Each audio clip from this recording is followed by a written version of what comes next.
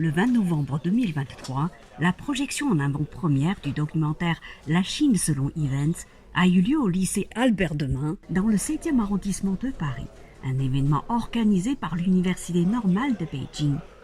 Dans son discours d'accueil, Patrick Couchard, directeur d'Albert Demain, s'est dit très heureux d'accueillir les invités pour cette projection au sein de son établissement, un lycée professionnel spécialisé en hôtellerie, restauration, mode, arts appliqués et très ouvert à l'international.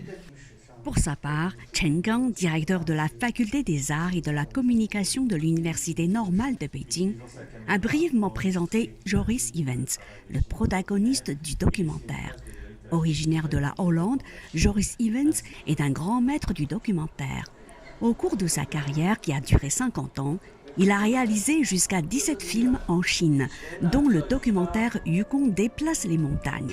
Ainsi, de 1938 à 1988, il a utilisé sa caméra pour filmer la vie quotidienne et le travail des gens ordinaires qui témoignent des changements majeurs dans l'histoire de la Chine. C'est pour lui rendre hommage que Zhang Tongdao, professeur à l'Université normale de Beijing, et Norneman, un réalisateur néerlandais, ont réalisé le documentaire La Chine selon Ivens. Tous deux ont suivi les traces de Joris Ivens en allant à la rencontre d'un grand nombre de protagonistes ayant joué dans les films de Joris Ivens. Ainsi, par exemple, ils ont retrouvé les protagonistes du film Printemps précoce que Joris Ivens avait tourné en 1958.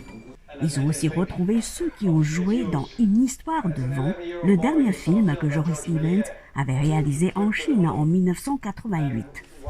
Lors de la table ronde qui a suivi, Zhang Tongdao a déclaré qu'il était le seul réalisateur à avoir fait le plus de recherches sur Joris Ivens et le seul à avoir rencontré toutes les personnes qui avaient connu Joris Ivens.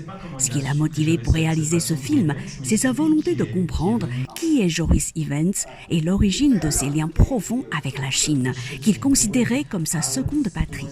Il a voulu comprendre pourquoi, malgré les obstacles de toutes sortes, Joris Ivens avait réalisé autant de films sur la Chine et pourquoi il avait un tel amour pour ce pays. Pour sa part, José Moore, professeur en études cinématographiques à l'Université de Paris 1 Panthéon-Sorbonne, a déclaré qu'il n'était pas possible de réaliser un film de cette qualité sans avoir une connaissance aussi profonde et aussi intime du cinéma d'Ivens. Toujours selon lui, aucun réalisateur occidental n'a autant filmé la Chine que Ivens et depuis 1938 jusqu'en 1988, la Chine a été le fil rouge de son cinéma. Ivens 在50年里为中国拍了17部电影，在西方也是个谜。我这部电影就要搞清楚他为什么要这么做。他是为了两种文明之间有真正的、完全的沟通。但是沟通异常困难，我认为他已经达到了很大的一部分目的，但是这个工作最大的目的还在有，要持续不断的沟通。Je trouve que c'est un film magnifique, non seulement magnifique mais aussi important, car il nous permet de découvrir, de mieux connaître un cinéaste qui est sans doute un des plus grands documentaristes de l'histoire du cinéma, qui est Joris Ivens, et de nous faire comprendre cette relation profonde qu'il a eue avec la Chine pendant plus de 50 ans. Parce que Joris Ivens est sans doute le cinéaste qui a le plus tourné la Chine, qui a le plus filmé la Chine et qui a eu entretenu tout au long de l'histoire, depuis 1938 jusqu'à sa mort, a entretenu une relation très très profonde avec le continent chinois.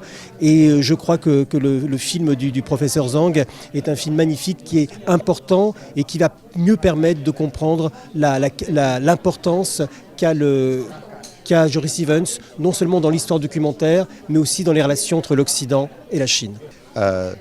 应当说，在这个几十年前，伊文斯就克服了种种困难，来到中国，那么造就了一个中西方对话的一个非常令人敬仰的景观。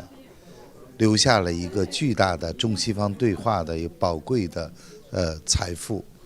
那么今天我们再来回望伊文斯，就是当今世界不管国与国、人与人、民族与民族之间有多少的不同和差异，但有一点就是坚持对话，坚持沟通，我想这个世界会多一些理解，多一些包容，多一些推进共同繁荣和文明的积极的因素。这也是伊文斯带给我们最大的启示。Reportage par Montarin TV.